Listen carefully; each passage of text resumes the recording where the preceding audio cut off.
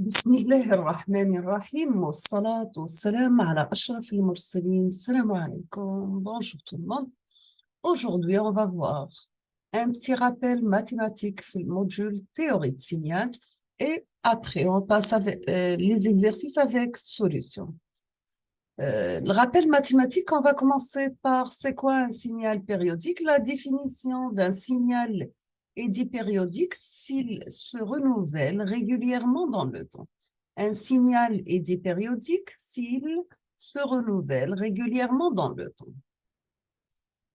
Par exemple, vous avez dans ces figures 3 exemples de signaux périodiques. Ce qui concerne la période d'un signal périodique, c'est le temps qui s'écoule avant que ce signal ne se répète.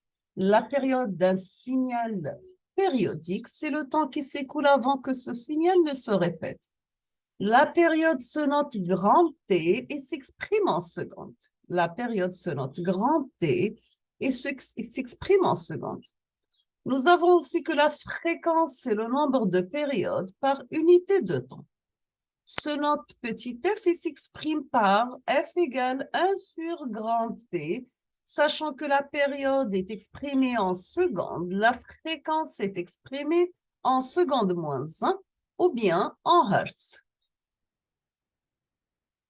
Nous avons aussi que les signaux sinusoïdaux, par exemple le sinus et cosinus, sont des exemples particuliers de signaux périodiques. Dans cette figure, vous avez le signal sinus, parce qu'il commence à partir de 0, nous avons sinus 0, c'est 0. Dans la deuxième, c'est cosinus, parce que nous avons cosinus 0, c'est 1. D'une manière générale, un signal sinusoïdal peut s'exprimer ainsi, sous la forme de U de t est égal U chapeau, sinus de pi ft plus phi. Sachant que U chapeau, c'est bien l'amplitude maximale de notre signal. Elle est représentée en pointillé ici. Donc, voici le U chapeau. F, c'est la fréquence du signal, sachant toujours que F, c'est l'inverse de la période. T, c'est la période. Et phi, c'est bien ce qu'on appelle le déphasage.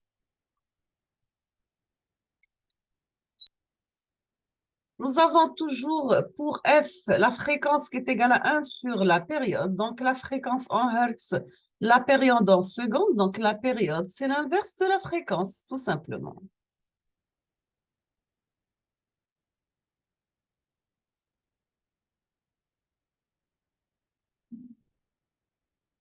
Nous avons toujours que le signal sinusoïdal peut s'écrire également sous la forme de U de t, qui est égal à U chapeau sinus oméga ft plus phi. T, c'est la variable temps en secondes. Oméga, c'est la pulsation en radians par seconde. Phi, c'est le déphasage en radians. Nous avons aussi que la valeur efficace d'un signal sinusoïdal est donnée par V efficace égale la valeur maximale divisée par racine de 2. Si on va prendre un exemple, si vous avez U de t est égal à 10, racine de 2 sinus 314t plus 1, on vous demande de déduire la pulsation, sachant que oméga ici est égal à 314. La fréquence, sachant qu'oméga est égal à 2pi f, donc f est égal à oméga sur 2pi. La période, c'est l'inverse de la fréquence. La valeur efficace, c'est la valeur maximale. Dans notre cas, c'est 10 racine de 2 divisé par racine de 2. On aura la valeur efficace égale à 10. La valeur maximale, c'est bien 10 racine de 2. La phase à l'origine, c'est 1. Tracez la courbe représentative de U de t. D'accord? Maintenant, on passe à quelques propriétés particulières des fonctions sinusoïdales. On va commencer par sinus 0, qui est égal à 0. Sinus pi sur 6, c'est 1 sur 2. Sinus pi sur 4, c'est la racine de 2 sur 2. Sinus pi sur 3, c'est la racine de 3 sur 2. Sinus pi sur 2, c'est 1. On passe au cosinus. Nous avons cosinus 0, c'est 1. Cosinus pi sur 6, c'est racine de 3 sur 2. Cosinus pi sur 4, c'est la racine de 2 sur 2. Cosinus pi sur 3, 1 demi. Et cosinus pi sur 2, c'est 0. Pour la tangente qui est égale à sinus divisé par cosinus, donc ça sera tangente 0, c'est 0. Tangente pi sur 6, c'est 1 sur racine de 3. Tangente pi sur 4, c'est 1. Tangente pi sur 3, c'est racine de 3. La tangente de pi sur 2, elle est indéfinie parce que nous avons sinus, c'est 1 divisé par cosinus, c'est 0. N'importe quelle valeur divisée par 0, c'est indéfini. On passe maintenant quelques propriétés. Nous avons sinus x qui est égal à sinus pi moins x, ou bien est égal à moins sinus pi plus x, ou bien tout simplement est égal à moins sinus de moins x, sachant que sinus est une fonction impaire. Si on passe cosinus de x qui est égal à cosinus de moins x, donc notre signal cosinus est un signal pair, qui est égal à moins cosinus de pi moins x moins cosinus de pi plus x. La tangente de x, c'est la tangente de x plus pi, est égale moins la tangente de moins x, donc est égale à moins tangente de pi moins x. Maintenant, pour cosinus pi sur 2 moins x, qui est égal à sinus x, dans ce cas, on aura sinus pi sur 2 moins x égale à cosinus x. Pour cosinus carré de x, le sinus carré de x égale à 1. Dans ce cas, on peut déduire que 1 sur cosinus carré de x est égal à 1 plus tangente carré de x.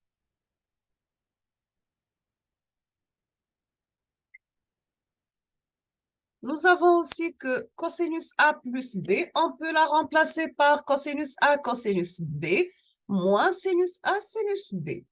Pour cosinus A moins B, c'est cosinus A, cosinus B, plus sinus A, sinus B. Si nous avons sinus A plus B, qui est égal à sinus A, cosinus B, plus cosinus A, sinus B. Maintenant, pour sinus A moins B, c'est bien sinus A par cosinus B, moins cosinus A par sinus B. Maintenant, si nous avons cosinus P plus cosinus Q, donc est égal tout simplement 2 fois cosinus, la somme de P plus Q divisé par 2, multiplié par cosinus P moins Q sur 2. Cosinus P moins cosinus Q est égal à moins de sinus P plus Q sur 2 par sinus P moins Q sur 2. Maintenant, si nous avons sinus pi plus sinus q est égal à 2 fois sinus p plus q sur 2 par cosinus pi moins q sur 2. On termine avec la dernière. Donc, nous avons sinus pi moins sinus q est égal à 2 fois sinus pi moins q sur 2 par cosinus p plus q sur 2. Et nous avons aussi que cosinus carré de a, on peut la remplacer par 1 plus cosinus de a sur 2. Pour sinus carré de a, on peut la remplacer par 1 moins cosinus 2a sur 2. On va s'arrêter ici aujourd'hui et on termine la suite pour la prochaine vidéo, Inch'Allah. On passe aux exercices avec solution. Nous sommes arrivés à la fin. Je vous remercie infiniment pour votre attention. Comme toujours, n'hésitez pas si vous avez des questions. Et à la prochaine vidéo, Inch'Allah.